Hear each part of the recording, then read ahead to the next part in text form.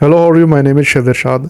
आज जो स्टोरी मैं आप लोगों के लिए लेके आया हूँ ये यूएस कोलोराडो की है, यानी कि अमेरिका के शहर कोलोराडो की, जहाँ पे एक ऐसा वाक़या होता है जो बाद में यानी कि 9 साल बाद इस वाक़े के 9 साल बाद ये वाक़या बहुत मशहूर होता है, ये सबकी नज़रों में आता है। ये वाक़या सन 2013 में पेश आता है जब एक लड़की जो कि ईसाबेली गुमजान के नाम की लड़की थी, 18 साल की सिर्फ ये लड़की थी और इसने अपनी माँ को 79 मरतबा खंजर मार के बेदर्दी से कत्ल कर दिया। और इतना भयानक कत्ल करने के बावजूद भी ये लड़की कैमरे के आगे आती है और अजीब अजीब तरह की शक्लें बनाती हैं। वो वही शक्लें टिकटॉक वगैरह में अब जाके कहीं फेमस हुई और लोगों के अंदर एक चाहत पैदा हुई कि ये लड़की कौन थी और इसने ऐसा क्या काम किया था। छोटा मोटा यानी केस था या क्या था, लेकिन जब पता चलता है इतना बड़ा केस था कि अपनी माँ को बेदर्दी से इसने मारा। ये एक हसीना कातिल के नाम से इस टाइम जानी जा रही है। अगर हम इसकी कहानी की तरफ जाते हैं कि ऐसा क्या वाक़या हुआ था जो इस लड़की ने ऐसा ये काम घिनौना काम किया। इसकी माँ यंग मी, जो कि इसके साथ बहुत मुखलस थी, 12-12 घंटे की ड्यूटी दे के इसका साथ देती थी, इसको पाल रही थी। लेकिन मसला ये था कि यंग मी जो इसकी माँ थी उसकी शादी होती है एक रेहान नामी बंदे के साथ। वो रेहान नाम के बंदा जो होता है ये बाद में इनकी लाइफ में आता है, यानी कि सुतेला बाप आप कह सकते हैं।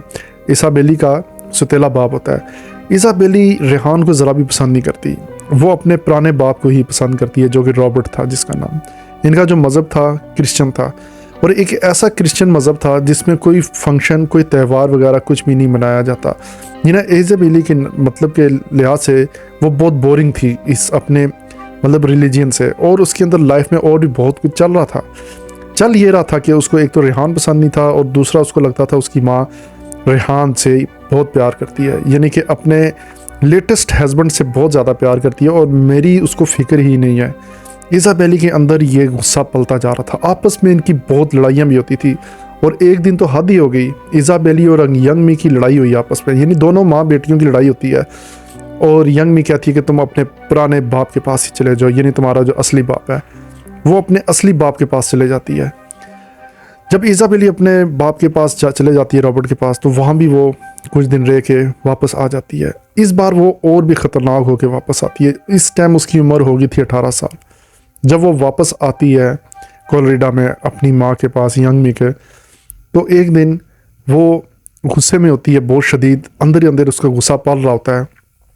तो उसकी माँ जब 12 घंटे की ड्यूटी करके रात को 9:30 बजे वापस आती है, यानी यंग मी, तो वापस आती है वो क्या देखती है कि वो बाथरूम में जाती है यंग मी अपने आप को फ्रेश करने के लिए, और इतनी देर नीचे जो रेहान होता है वो उसका हस्बैंड यंग मी का, वो अखबार वगैरह पढ़ रहा होता है। इतनी देर उससे ऊपर से आवाज़ें आती हैं अजीब तरीके से चीखने की, इतनी भयानक आवाज़ें आती हैं। रेहान भागता हुआ ऊपर जाता है। ऊपर जाके क्या देखता है कि बाथरूम के अंदर से मुक्कों की और अजीब तरीके की चीखने की आवाज़ें आ रही होती है। रेहान चौंक जाता है और उसको ये भी एहसास हो जाता है कि अंदर से जो दूसरी आवाज़ है वो इसाबेली यानी कि उसी की बेटी की आवाज़ आ रही है। तो वो समझता है कि दोनों लड़ रही हैं आपस में, इनका क्या चक्कर है। लेकिन इतनी ही देर में होता क्या है कि जो बाथरूम का दरवाज़ा होता है वहाँ से खून की लहर आती है अजीब तरीके की। वो खून की लहर देख के रेहान परेशान हो जाता है और वो समझता है कि कुछ हो रहा है, और वाकई वही जो डर था वही हुआ। जब खून आता है तो इतनी देर में दरवाज़ा खुलता है और एक फिल्मी सीन था कि यंग मी उस दरवाजे से आके, जब दरवाज़ा खुलता है तो पहले यंग मी खड़ी होती है और उसके पीछे इसाबेली खड़ी होती है, और इसाबेली हल्का सा उसको धक्का देती है अपनी माँ को, और वो माँ जाके पटक करके नीचे गिरती है और खून में लथपथ होती है उसकी माँ, और इसाबेली भी खून पे लथपथ होती है। यानी कि दोनों खून पे लथपथ थी और खंजर उठाया हुआ था इसाबेली ने एक ख़तरनाक स्टाइल का। तो रेहान देख के डर जाता है। इतनी देर रेहान इसाबेली वहाँ से तुरंत निकल जाती है, सीढ़ियों से नीचे उतरती है और बाहर निकल जाती है। इतनी देर रेहान उसको रेस्क्यू करने की कोशिश करता है, उसको हवा देता है, मुंह के अंदर ऑक्सीजन देता है, लेकिन ऑक्सीजन जब वो रेहान दे रहा होता है तो कोई फ़ायदा नहीं होता, क्योंकि जितनी ऑक्सीजन दे रहा होता है और यंग मी की जो ब्लड होता है वो गले से कहाँ से, पेट से, छाती से बाहर निकलना शुरू हो जाता है।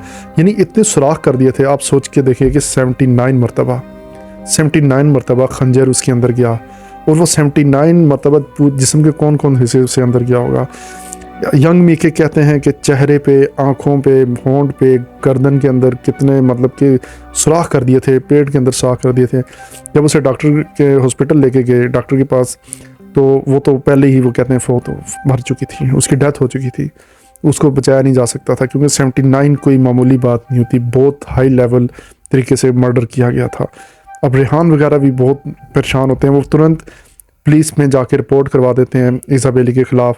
अब इज़ाबेली की सर्चिंग स्टार्ट होती है, पुलिस इज़ाबेली को जगह जगह तलाश करती है। आखिरकार इज़ाबेली उसी दिन अरेस्ट हो जाती है। वो एक पब्लिक में इस तरह जा रही होती है, क्योंकि उसके ऑलरेडी कमर्शियल में उसके चेहरे वगैरह दे दिए जाते हैं क्राइम रिपोर्ट्स में, न्यूज़ में, तो उसको मतलब फ़ौरन पब्लिक द्वारा ही नहीं कि आप कह सकते हैं उसकी रिपोर्ट हो गई थी, और उसको अरेस्ट करके पुलिस ले आती है। जब पुलिस उसका ट्रायल स्टार्ट करती है इज़ाबेली का, तो इज़ाबेली अपनी सारी हकीकत बताती है कि मैंने अपनी माँ को क्यों मारा।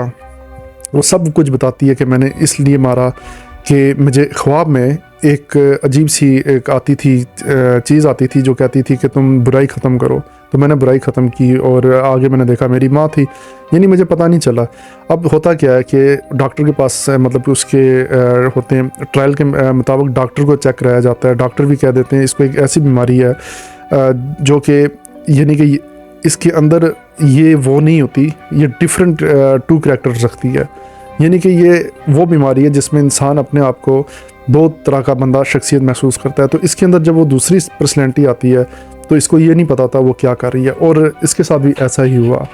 इज़ाबेली के ऊपर ये साबित हो गया था, और उसको मतलब कि नरमी उसको दे दी गई थी। 18 साल की तो थी, लेकिन उसको ये भी था कि उसको मतलब कि हो सकता है कि छोड़ दिया जाए, यानी कि उसका ज़हनी तवाज़ुन ठीक नहीं है। लेकिन उसका इलाज करने के बाद आज तकरीबन इस वाक़े को 9 साल गुजर गए हैं। इस टाइम भी इज़ाबेली जो है वो अभी भी जेल के अंदर है, और इज़ाबेली के लिए जो लास्ट इंटरव्यू था वो आया था सन 2020 में, यानी कि उससे पहले वो जेल में ही थी, लेकिन वो ऐसी जेल में थी कि जहाँ आप कह सकते हैं कि सलाखें नहीं थी, जस्ट उसकी केयर की जा रही थी, उसका इलाज किया जा रहा था।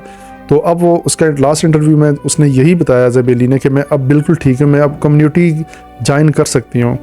तो इस वजह से उसको मतलब कि अब कम्युनिटी ज्वाइन करने के लिए हो सकता है अधिकार वगैरह या परमिशन मिल जाए। इसकी जो बीमारी थी वो एसोफ्रेनिया के नाम की बीमारी थी, जो डॉक्टर ने यानी कि डिक्लेयर की है। ये ऐसी बीमारी होती है जिसमें इंसान को पता ही नहीं चलता वो क्या कर रहा है, और ये बीमारी इस पर साबित हुई है। लेकिन अब मसला ये है कि क्या ये सेफ़ है, अगर ये अभी यानी कि इसको बेल मिल जाती है या इसको छोड़ दिया जाता है, क्या ये सोसाइटी में हमारे सेफ़ है या कुछ है। इस चीज़ को देखते हुए इज़ाबेली के टिकटॉक फेमस हुआ, और ये टिकटॉक जैसे ही फेमस हुआ और अब आहिस्ता आहिस्ता इसका ट्रेंड ख़त्म हो गया। ये बहुत अच्छा हुआ कि इसका ट्रेंड जो है ख़त्म हो गया इज़ाबेली के टिकटॉक का। नहीं तो आप सोच सकते हैं कि इसके जो आइडियल जो हैं, जो लोग जो इसको देख के असरअंदाज हो सकते हैं, वो तो सीरियल किलर बन सकते हैं कि वो कह सकते हैं इसने बहुत अच्छा काम किया, हम भी ऐसे ही पर्सनैलिटी अपने आप को शो करेंगे। कुछ लोग फेमस होने के लिए भी करते हैं। तो जो सीरियल किलर जो ऑलरेडी ऐसे माइंड रखते हैं जो लोग, उनके लिए ये हौसला अफजाई होती है कि ऐसे लोगों का टिकटॉक फेमस कर दिया जाए, और ऐसी ही लड़कियां या करैक्टर को देख के लोग अपने आप को वही असरअंदाज करते हैं कि हम भी ऐसे ही बने। यानी उनके लिए आप कह सकते हैं कि जो बैडनेस, जो बैड माइंड लोग हैं, वो इनसे असरअंदाज होते हैं और इनको अपना आइडियल समझते हैं। सो चुनाचा ये बहुत अच्छा हुआ कि एक ये ट्रेंड था जो ख़त्म हुआ। तो अब इसके बाद मैं आपसे इजाज़त चाहूँगा। मैं लेटेस्ट वीडियो आपके पास लेके आता रहूँगा कि, लेकिन आप देखते ही रहिएगा कि आपके पास कोई ऐसा इज़ाबेली नाम का या इस तरह का कोई करैक्टर आपके पास भी ना पल पुल रहा हो, तो आप लोग भी सेफ़ रहिएगा। Thank you very much. मेरे चैनल को लाइक और सब्सक्राइब ज़रूर कीजिएगा।